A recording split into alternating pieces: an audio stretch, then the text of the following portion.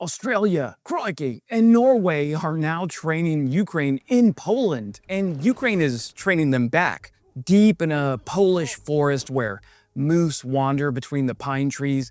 More than 40 Australian soldiers are running trench clearing drills with Ukrainian squad leaders. Some of those Ukrainian trainees arrived at camp less than 24 hours after leaving active combat. That's battlefield feedback with jet lag. On July 17th, Australia's Defense Ministry published a story from Camp Jombsburg, the base where this training is happening. It's Norwegian-led, Polish-hosted, and Australia just formally shifted its Ukraine training mission there from a UK-based program that had run since 2023. 12 nations now train Ukrainian troops out of this single facility in Poland, and the Australian officer running the whole program described the entire philosophy in 5 words that should tell you exactly how serious this war is being taken. We train them to failure. Hey friends, Wes here, defense journalist, Army and Air Force veteran, and forever banned from the city of Brisbane. It's a long story that involves the Lord Mayor's wife, a bottle of vodka, and some circus monkeys. You know what?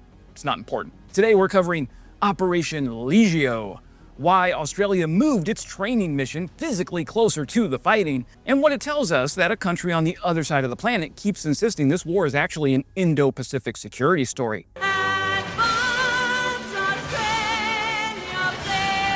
Now, training support gets treated as a soft commitment. Money and equipment are the real story, the thinking goes, and the training is just the background noise.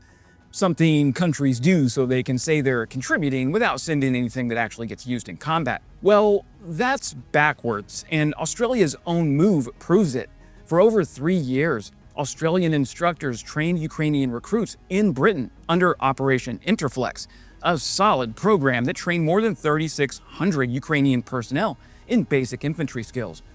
This year, Australia deliberately relocated that mission from the UK to a Norwegian-run facility inside Poland, specifically because Britain's model wasn't close enough to the war anymore. Distance from the front, it's the whole question, and Australia just answered it by moving. But let's be precise about the shift. Since January 2023, Australia's training contribution operated as Operation Kudu, working inside the UK-led multinational Operation Interflex, and that program trained more than 3,600 armed forces of Ukraine personnel in basic infantry stuff, leadership, and core military skills. It was a serious, sustained commitment, and it worked. Starting in mid-2026, Australia's Defense Ministry announced that contribution would evolve.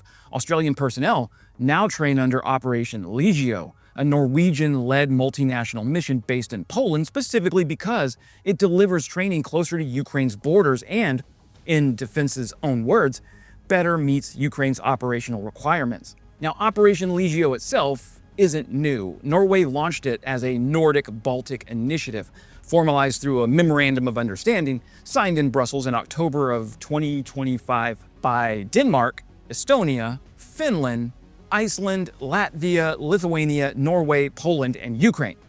Camp Jombsburg, the physical training facility, opened the same month in the village of Lipa, close enough to the Ukrainian border that Polish, Norwegian, and Estonian defense ministers stood together at the opening ceremony to make the point explicitly. Norway has committed roughly 10 billion kroner, close to 860 million euros, to the program, covering equipment, camp construction, and training infrastructure, with other Nordic and Baltic partners contributing enough collectively to equip 2 full Ukrainian brigades. Australia is now one of the 12 multinational partners inside that structure, and as of mid-July, more than 40 Australian personnel are on the ground at Camp Jombsburg, working directly alongside Ukrainian Armed Forces instructors to train squad and platoon leaders. And here's the part that separates this from a standard training rotation. Australian Contingent Commander Major Frank described the mission in basic words: train Ukrainian forces to be able to win this war on their own terms. We are here training the Ukrainians to failure, meaning realistic, intense training scenarios that push trainees past their limits in a controlled environment so mistakes happen at Camp Jombsburg instead of on a real battlefield near Pokrovsk. Quote, "It's about bringing the Ukrainian trainees in and building trust with them whilst taking them through and testing their plans and tactics through to failure in a safe environment, end quote, describing it as building the capacity to adapt and evolve and develop what he called a warrior mindset in advance of meeting the enemy. Norwegian operations officer Major John, who leads the camp under Norway's framework nation role, put the accountability dynamic even more directly. Quote, Ukraine is holding us accountable for the quality of the training. We are developing in them a warrior mentality to survive in the harshest conditions. They are fighting a brutal war every day, and we will wear the consequences of that, end quote. That's a different relationship than a typical partner nation training program. Ukrainian trainees aren't exactly grateful students here absorbing generic doctrine. They are active combatants, sometimes arriving within a day of actual fighting, evaluating in real time whether what they're being taught survives contact with what they already know from the front. And the camp is built around navigational obstacles, live fire ranges, functioning trench systems, and mock urban environments, specifically because generic training doesn't hold up against soldiers who already know exactly what modern drone-saturated combat looks like. And there's something to be said here for Ukraine passing on crucial battlefield skills tested against a real adversary in Russia, and passing that information on to Australia and Poland and Norway and all of the other partners at this base. This information exchange, battle-tested NATO doctrine in the form of 20 years of the global war on terror, combined with Ukraine's hard-won knowledge on the battlefield, that is a lethal fighting force. Now, as an Army infantryman and a former designated marksman, I want to be specific about why relocating training closer to the front actually changes the quality of what gets taught, not just the geography of where it happens. Training doctrine ages fast in a war that's evolving this quickly. What worked as standard infantry practice in 2022 gets partially obsolete within months once an adversary adapts, and Russia has spent over 4 years adapting constantly, especially around drone saturation of the battlefield. Think about it like this. In the early days of the war, Javelin, or Saint Javelin, was one of the most impactful weapons in Ukraine's defense. These days, 80% of frontline casualties are casualties brought on by FPV drones. So a training program based in the UK, however well run it is, has to rely on secondhand reporting to update its curriculum.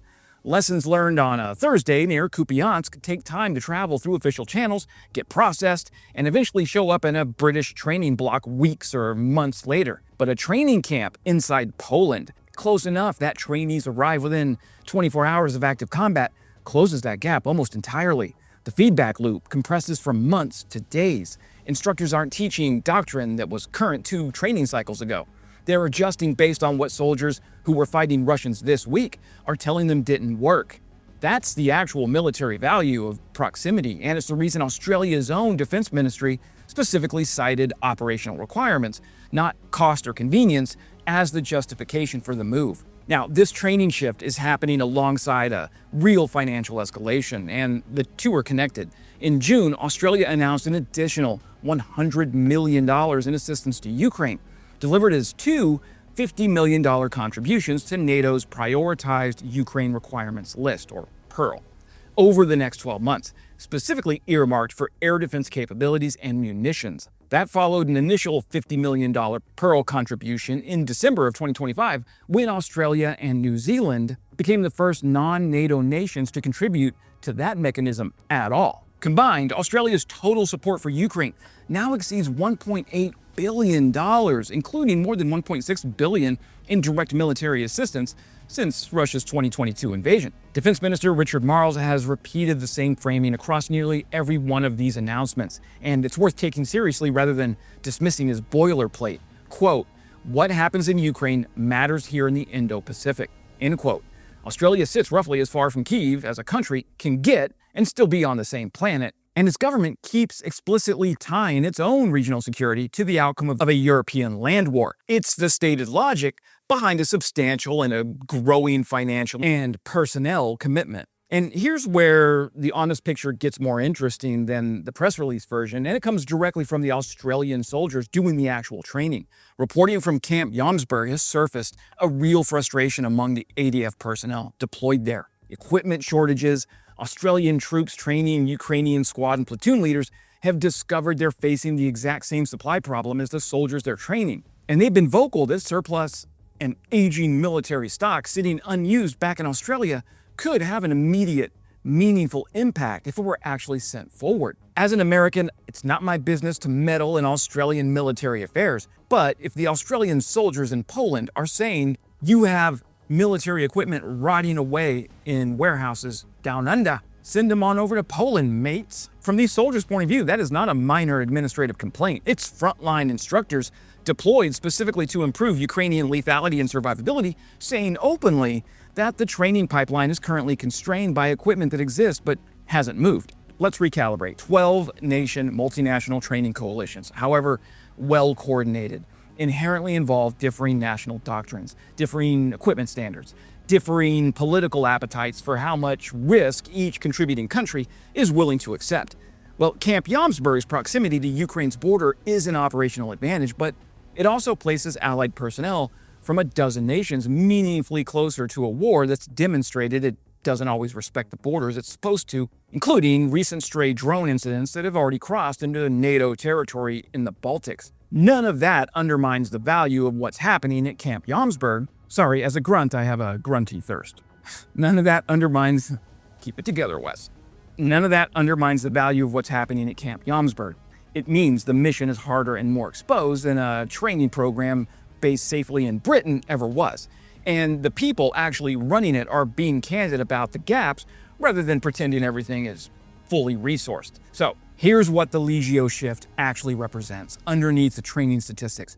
For most of this war, Western support fell into two comfortable categories: money, which is easy to announce and easy to measure, and equipment, which makes for a strong headline and a clear line item. Training has always been the quieter third category, treated as supporting infrastructure rather than something that evolves in response to how the war itself is changing. Australia, relocating its training mission from Britain to a forward camp near Ukraine's own border, is Australia explicitly acknowledging that training has to adapt just as fast as the battlefield does, or it stops being useful.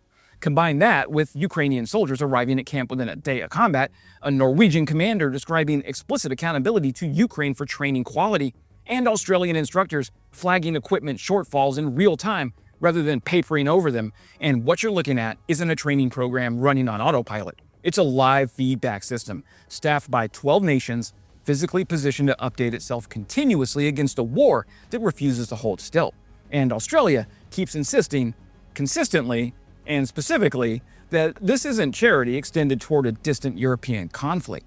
It's Canberra treating Ukraine's outcome as directly relevant to its own regional security calculus, which is a different posture than most casual observers assume Australia holds. So, somewhere in a Polish forest, an Australian soldier from the other side of the planet is running a Ukrainian squad leader through a trench-clearing drill less than 24 hours after that same Ukrainian soldier was doing the real thing under actual fire. The Ukrainian is teaching the Australian what drone warfare actually feels like on a real front line. That is not really a training exercise in the traditional sense. That is a live rehearsal loop running continuously, feeding what's actually happening on the battlefield back into what gets taught the very next morning. Australia moved its people closer to the fighting because staying in Britain wasn't good enough anymore, and keeps saying repeatedly that a war on the other side of the world is actually a preview of the one Australia's watching, build in its own region against China. 12 nations, one camp, moose in the tree line, and soldiers being trained deliberately to fail safely today so they don't fail for real tomorrow. That is a very Australian thing.